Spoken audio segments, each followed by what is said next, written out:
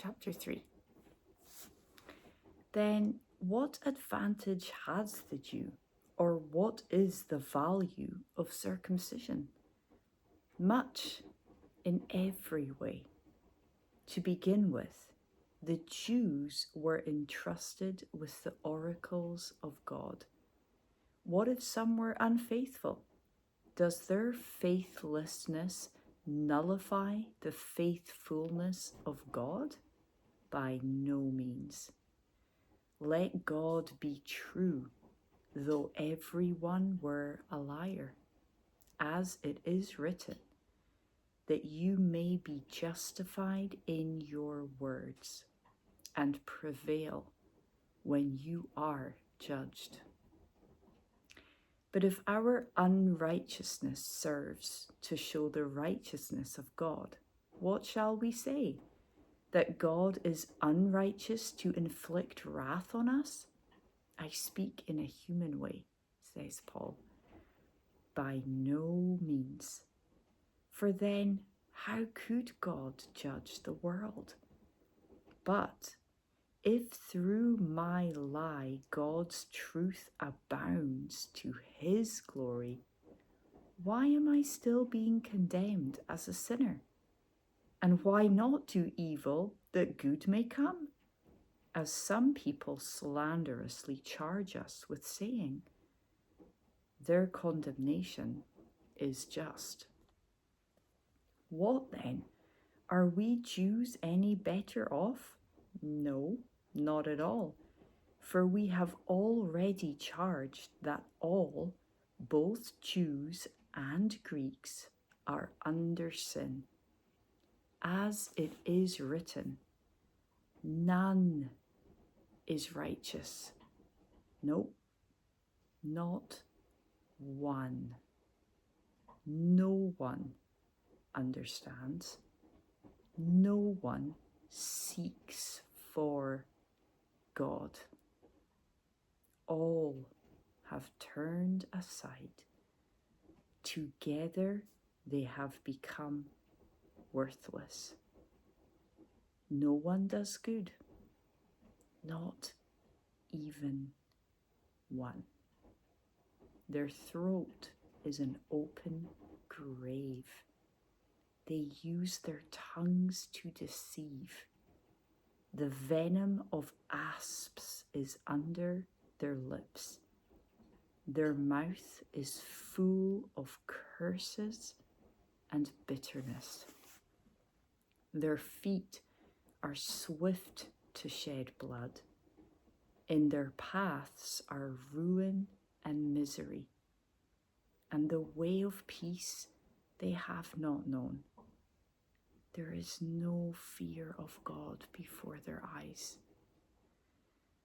Now we know that whatever the law says, it speaks to those who are under the law, so that every mouth may be stopped, and the whole world may be held accountable to God. For by works of the law, no human being will be justified in his sight, since through the law comes knowledge of sin. But now the righteousness of God has been manifested apart from the law, although the law and the prophets bear witness to it.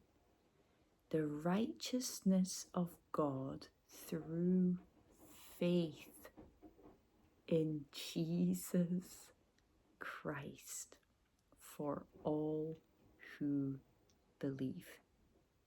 For there is no distinction, for all have sinned and fall short of the glory of God, and are justified by his grace as a gift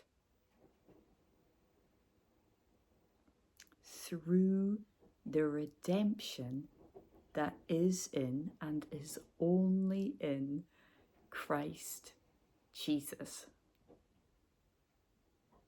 whom God put forward as a propitiation by his blood, to be received by and only by faith.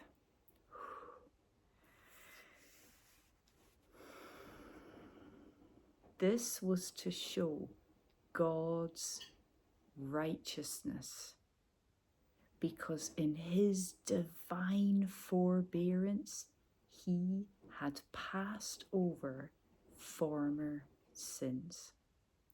It was to show his righteousness at the present time, so that he might be just and the justifier of the one who has faith in Jesus. Then what becomes of our boasting? It is excluded. By what kind of law? By a law of works? No, but by the law of faith.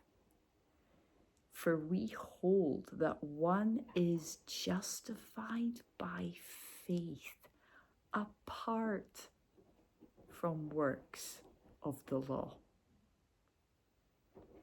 Or is God the God of Jews only? Is he not the God of Gentiles also? Yes, of Gentiles also, since God is one, who will justify the circumcised by faith and the uncircumcised through faith. Do we then overthrow the law by this faith? By no means. On the contrary, we uphold the law.